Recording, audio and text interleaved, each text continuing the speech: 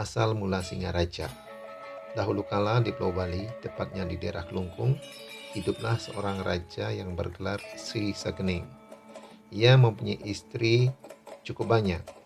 Istri yang terakhir bernama Niluh Pasek. Niluh Pasek berasal dari daerah Panji dan merupakan keturunan Kiai Pasek Gomblek. Namun malang nasib Niluh Pasek. Sewaktu ia mengandung, ia dibuang secara halus dari istana. Ia dikawinkan dengan Kiai Jelantik Bogol oleh suaminya. Kesedihannya agak berkurang berkat kasih sayang Kiai Jelantik Bogol yang tulus. Setelah tiba waktunya, ia melahirkan anak laki-laki. Bayi laki-laki itu diberi nama I Gusti Gede Pasekan.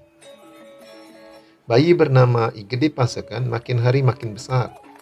Setelah dewasa, ia mempunyai wibawa besar di kota Gegel.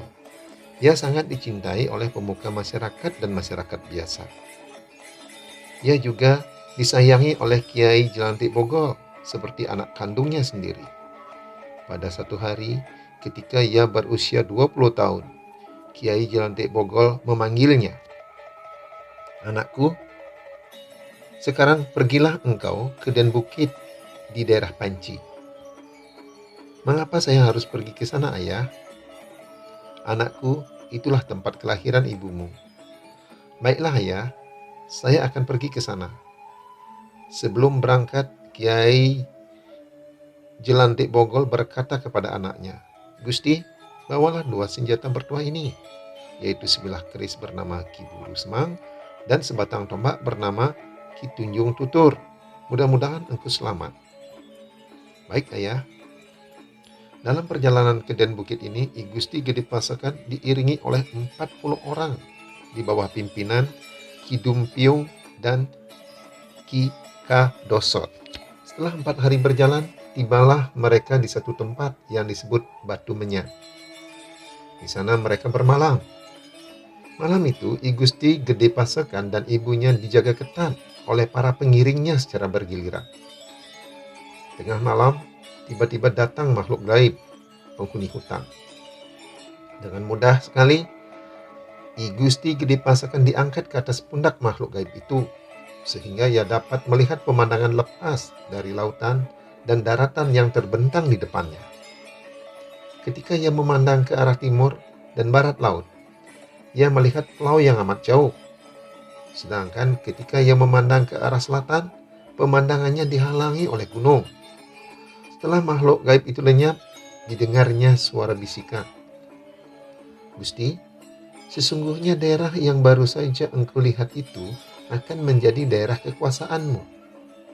I Gusti Gede Pasekan sangat terkejut mendengar suara gaib tersebut. Namun ia juga merasa senang. Bukankah suara itu adalah pertanda bahwa pada suatu ketika ia akan mendapat kedudukan yang mulia, menjadi penguasa suatu daerah yang cukup luas? Memang, untuk mencapai kemuliaan, orang harus menempuh berbagai kesukaran terlebih dahulu.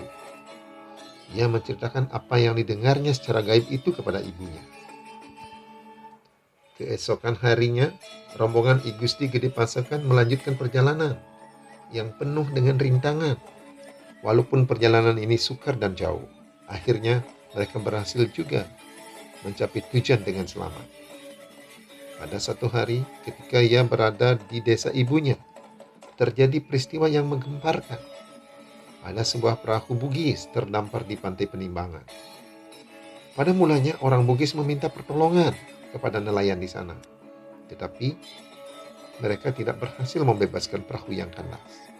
Nahoda perahu Bugis sudah putus asa, tapi tetua kampung nelayan datang mendekatinya. "Hanya seorang yang dapat menolong Tuan. Tuan, katakan saja, siapa yang dapat menyeret perahu ke lautan?" "Seorang anak muda, namun sakti dan penuh wibawa," jawab tetua kampung. "Siapa namanya?" "I Gusti Gede Pasekan." Keesokan harinya, orang Bugis itu datang kepada I Gede Pasekan. Dia berkata, "Kami mengharapkan bantuan Tuan. Jika Tuan berhasil mengangkat perahu kami, sebagian isi muatan perahu akan kami serahkan kepada Tuan sebagai upahnya. Kalau itu memang janji Tuan, saya akan mencoba mengangkat perahu yang kandas itu," jawab I Gusti Gede Pasekan. Untuk melepas perahu besar yang kandas itu, I Gusti Gede Pasekan mengeluarkan 2 buah senjata pusaka warisan Kiai Jelantik Bogor. Ia memusatkan pikirannya. Tak lama kemudian muncullah 2 makhluk halus dari 2 buah senjata pusaka itu. Tuan, apa yang harus hamba kerjakan? Bantu aku menyeret perahu yang kandas itu ke lautan lepas. Baik, Tuan. Dengan bantuan 2 makhluk halus itu, ia pun berhasil menyeret perahu dengan mudah. Orang lain jelas tak mampu melihat kehadiran makhluk halus. Mereka hanya melihat I Gusti Gede Pasekan menggerak-gerak tangannya menunjuk ke arah perahu. Karena senangnya, orang Bugis itu pun menempati janjinya. Di antara hadiah yang diberikan itu terdapat 2 buah gong besar. Karena I Gusti sekarang sudah menjadi orang kaya yang digelari dengan sebutan I Gusti Panji Sakti. Sejak kejadian itu, I Gusti Panji Sakti mulai terkenal, meluas, dan menyebar kemana-mana. Ia pun mulai mendirikan satu kerajaan baru di daerah Dan Bukit. Kira-kira sekitaran abad ke-17 dengan ibu kota disebut dengan nama Sukasada. Semakin hari kerajaan itu semakin luas dan berkembang. Lalu kerajaan dipindahkan agak ke utara dari kota Sukasada. Sebelum dijadikan kota, daerah itu banyak sekali ditumbuhi pohon buleleng. Oleh karena itu, pusat kerajaan baru itu disebut Buleleng. Buleleng adalah nama pohon yang buahnya sangat digemari oleh burung perkutut. Di pusat kerajaan baru itu didirikan istana megah yang diberi nama Singaraja.